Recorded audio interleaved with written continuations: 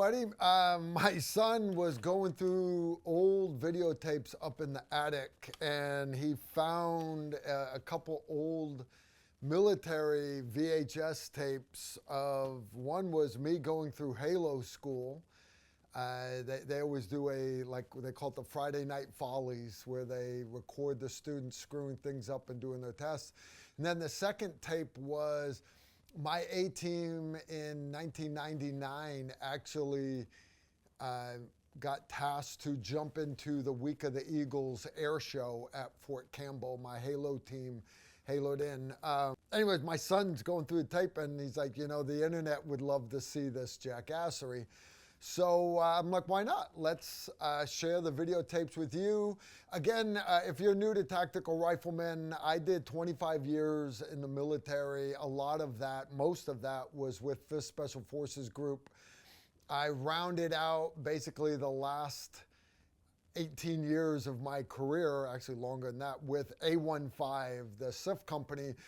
And when I got drafted into that company, that was the H.A.L.O sniper team to support the assault force. So as soon as I got there, they immediately sent me to H.A.L.O school. You had to go to Sephardic, our hostage rescue school. I'd already been through sniper school, blah, blah, blah, this, blah, blah, blah, that. But to be on a H.A.L.O team, it starts with you going to H.A.L.O school. H.A.L.O school, high altitude, low opening, and basically military freefall is what it is. And so anyways, this is an old VHS tape my son's playing. And you know, it starts off in saying, this is Bravo Company 2nd Battalion, 1st Special Warfare Training Group down at Yuma, Arizona. And it's a crappy old VHS video. I'm sorry, you guys, it's not real good. But you basically start off with learning how to pack the parachute, because you are, no joke, packing your own parachutes. You really are. And there's a lot that goes into this thing. Wow, this is a crappy tape here. Let's see if I can find you some. All right, this showing us, I'm gonna have to mute this because you don't want to hear all this old music. All right, right there we go. All right, but yeah, you learn how to pack your parachutes and packing mats, and each student's doing 3 jumps a day. So as soon as you land, your instructor, he's already packed his parachute because he pulls lower. He counsels you, and then you ride the bus back with your parachute, you lay it all out, and then you start packing your parachute again. But you are assigned 1 instructor per 2 students. He goes up with you. He jumps with just you. You jump by one-on-one. So if you screw something up and can't save your own life, your instructor will do it for you. And then when you land on the ground while you're packing your parachute, your instructor goes back up with the other student. They're showing it, the instructors here checking our parachutes. Now you'll notice the students are wearing yellow, what we call banana suits, and yellow helmets. Here's us in the wind tunnel at Fort Bragg learning to actually fall in free fall. It is a wind tunnel. All the air comes up from a big fan 3 stories below you. That's ugly air there. So anyways, the instructor's trying to teach you how to be stable in the air. The instructors are like bumblebees. They can fly around, they can do whatever they want, and you're just trying to stay stable. Once you get good enough in the tower, or if you don't, they don't really care. They load you up on an airplane and your ass flies out to Yuma, Arizona. They moved from Fort Bragg to Yuma, Arizona because they have nicer weather out there. They're showing a Sherpa airplane. And again, this is the row of the guys in black are the instructors. They each have 1 student in his yellow banana suit. Why yellow? Because if you die, it makes it easier to find the student laying on the desert floor. Serious as a heart attack. You go off 1 at a time, and a lot of times they'll have the cameraman fly with you. Now, once you get out there, one that you just want to be stable, but you've got that first test. You'll see the instructor's holding on to the student, trying to keep the student stable. He's waving off, he's checking his altimeter. There's a checklist of things that you've got to do. One, proper exit. All right, altitude awareness. You don't want to put your feet on your ass because then you're sliding backwards. You don't want your hands too far forward, you're sliding backwards. You want to stay stable. You'll see, like this student can't even see. He has no idea where the instructor is because the instructor's to his side, keeping him from dying. But eventually your instructor will just float in front of you, and you've got to maintain good altitude awareness. And when you get to a certain altitude, 4,000 feet, you're going to wave off, you're clearing your airspace, and you're going to hand high to counter you from flipping. You grab that ripcord handle, you deploy that main parachute. You've got to do it right at 4,000 feet. So again, this guy's not really doing his test. The instructor's still holding on to him, but you notice he's checking his altimeter. He's aware of his airspace. You're going to find he's going to clear his airspace. He's going to wave off. And then at such and such altitude, he waves off. He's going to grab that ripcord grip, deploy that parachute. The instructor is done with you now. He's going to fly down and deploy his parachute at about 2,000 feet.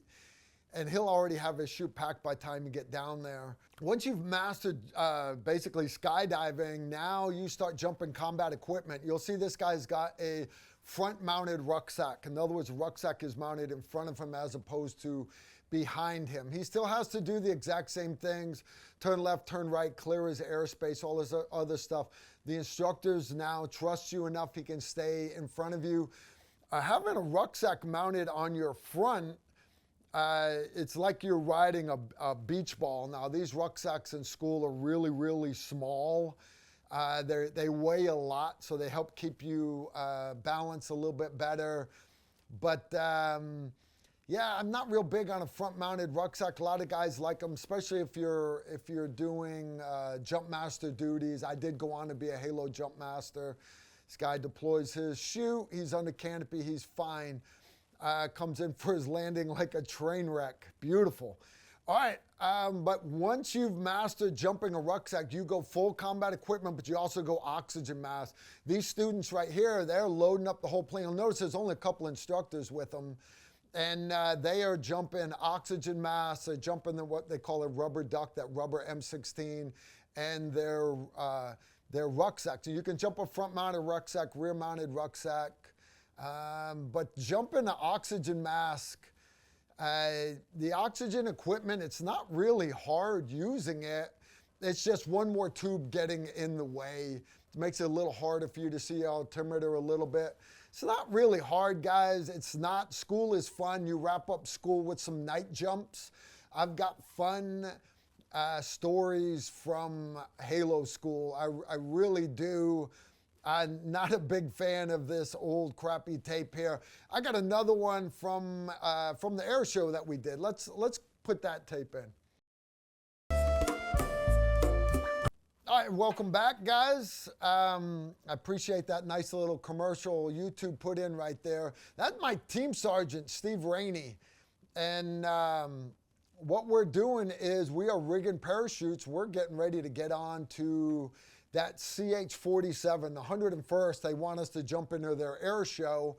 So we figured we'd get a H.A.L.O train up out of it without us having to come up with our own airframe. So they lent us this helicopter for basically 4 days. And we got out and we just did a bunch of jumps. We're doing like 3-4 jumps a day. We had a great time. We really did. Jumping from a helicopter, 12,000 feet, not really any different than jumping from a C-130. Us walking out, notice no combat equipment, no guns. This is just our first jump. We're going to jump what we call slick, Hollywood. We would call it Hollywood.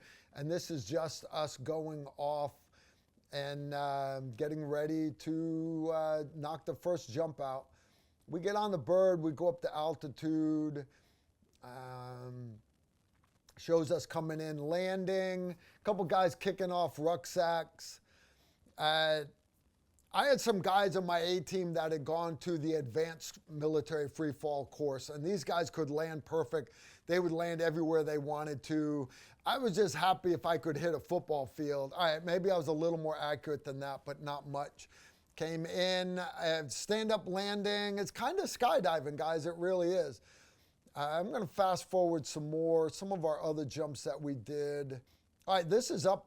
All right, so us inside the helicopter, these are ramp jumps. We're jumping suction, drop zone. Got Chief Whistler right there at the far left. Steve Rainey gives us the go. And Kami Keoho, our Hawaiian guy, Kamo guy, he's actually the one wearing the camera on his helmet. And you see Fort Campbell is quite a ways below us.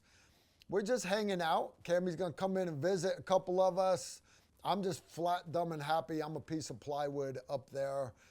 And you're going to fall about 60 seconds. Looking down, you see parts of the different parts that are wooded. That's the dark green, by the way. The light green, those are nice, smooth fields. And the big green rectangle below Kami is the drop zone itself. I'm going to fast forward. Under, deploying his parachute.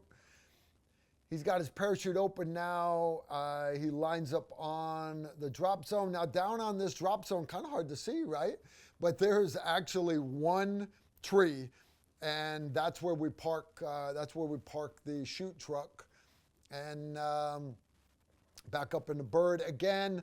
Jump master's laying down next to the hinge on the ramp. He's looking, watching the spot. If he needs to adjust the helicopter left or right, he'll do it. Kami's not flying. See, it just gives a correction.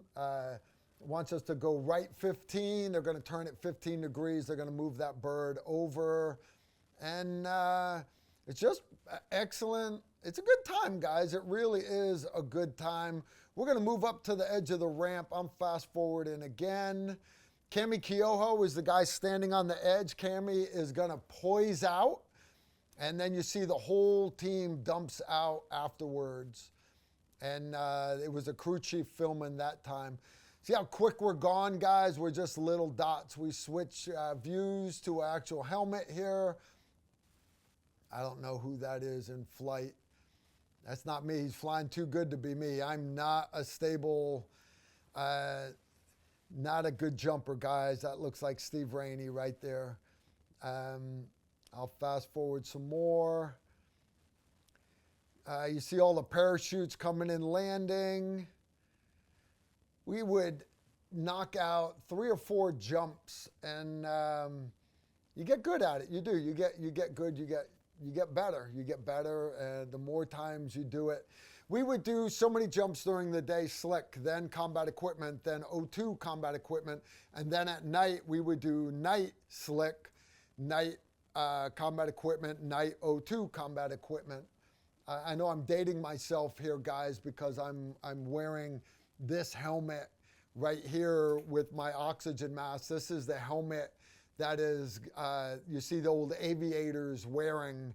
The newer helmets now, right? Everybody runs their modern high-cut combat helmets with these rails on the side. A lot of people don't realize these rails have actually got bayonet lugs for plugging in the oxygen masks. A lot of you don't even realize that that's why those slots are on those rails.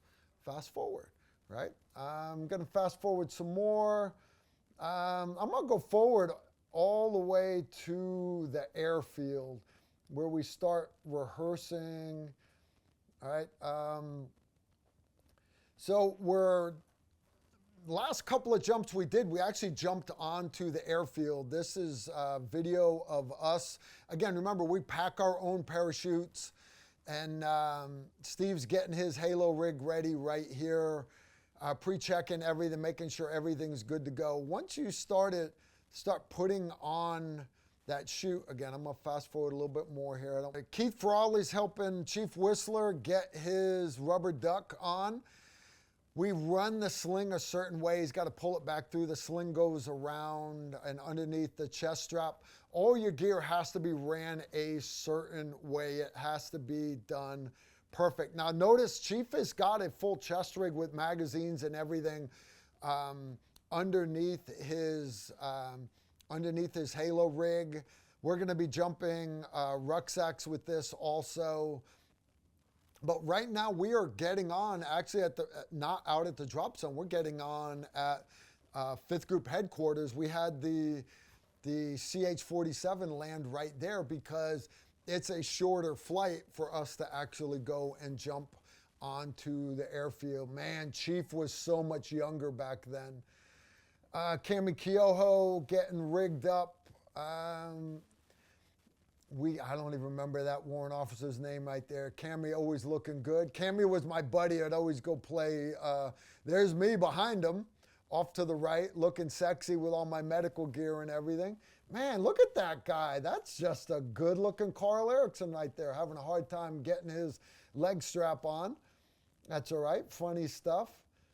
Don't be too hard on me, guys. All right, don't be too hard on me. I can't see what I'm doing. You notice all the pouches on my front. That's all custom chest rigs and stuff that I had sewn myself personally to carry all my combat gear. Chief's inspecting Cammy, making sure everything's good to go. We all help each other rig, and then you'll have a jump master actually inspect your chute.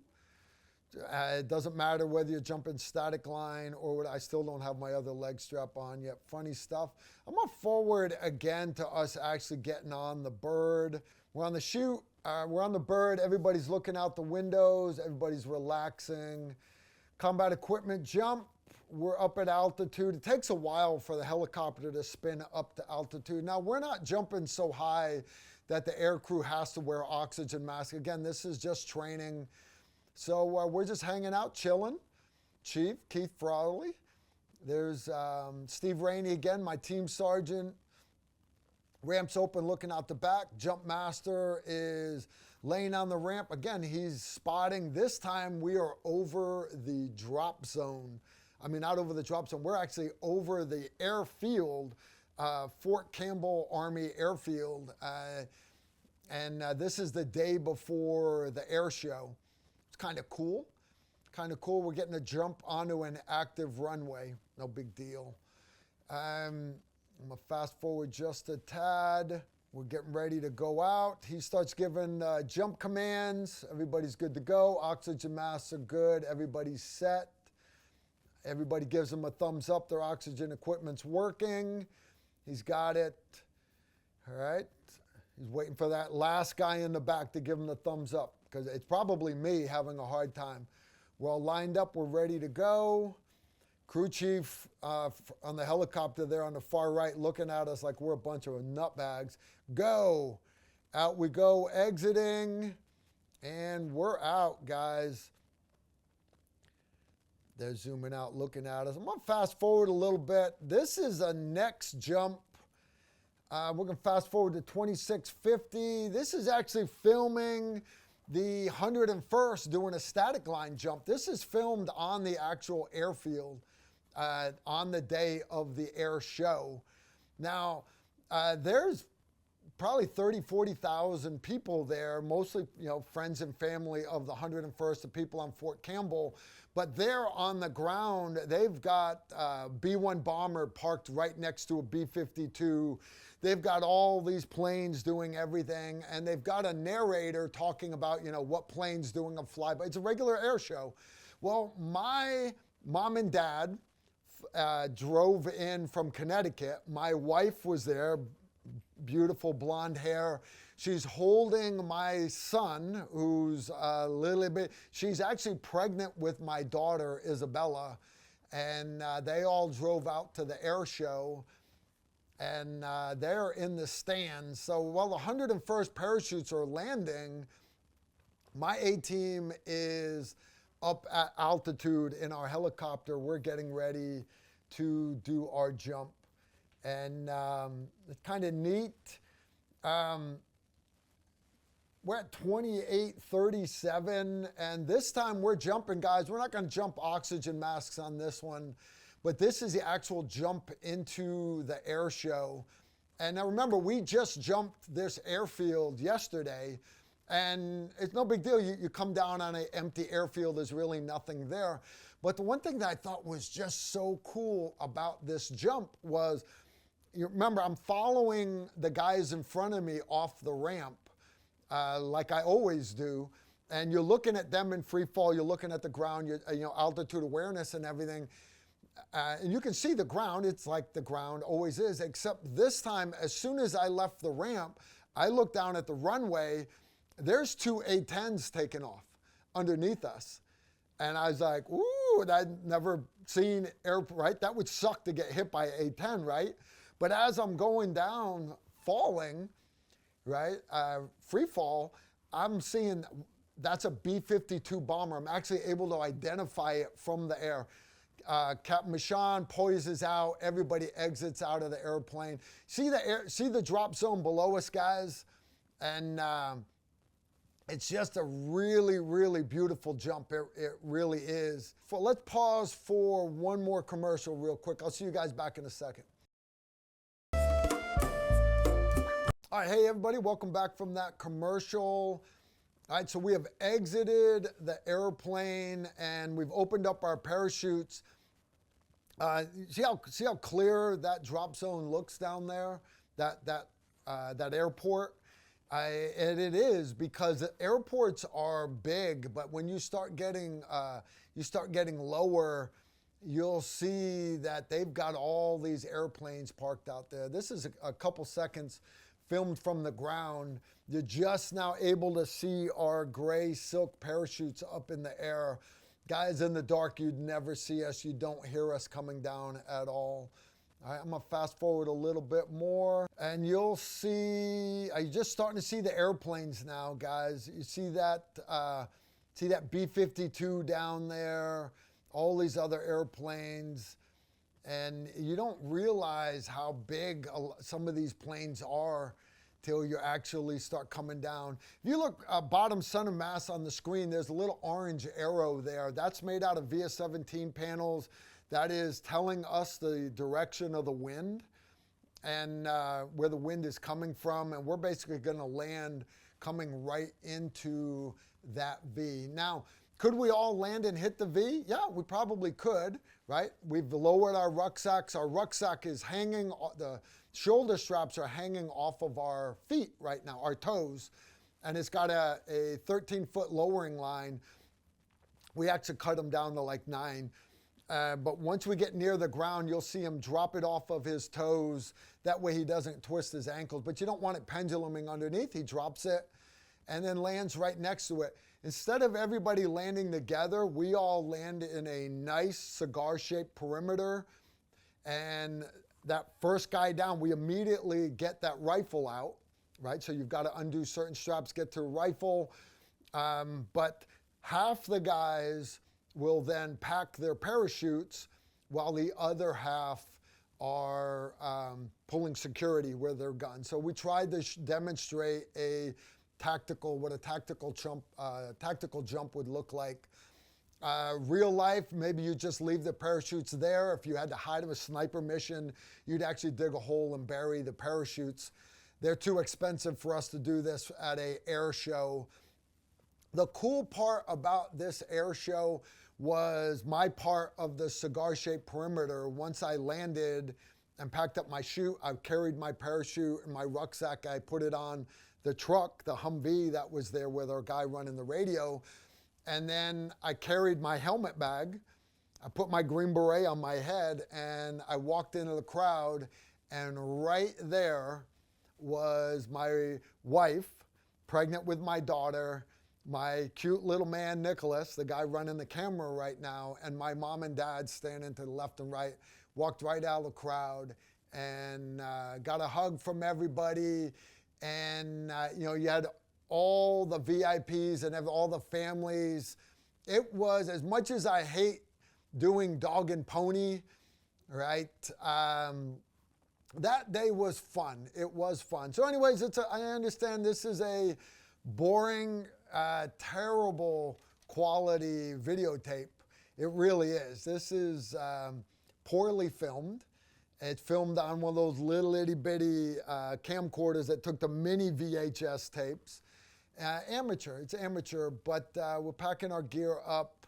A fun day, a little bit of military history, and I hope you guys enjoyed it. So thanks for sitting with me, reminiscing with my son. He dug up this old tape and converted it to digital because he wants to capture what Grandpa did for his kids and his grandkids and his great-grandkids, to show that there was at least one lunatic in the family. So anyways, I hope you guys enjoyed that little bit as much as I did, and thank you for supporting us here on Tactical Rifleman. Y'all take care and shoot straight.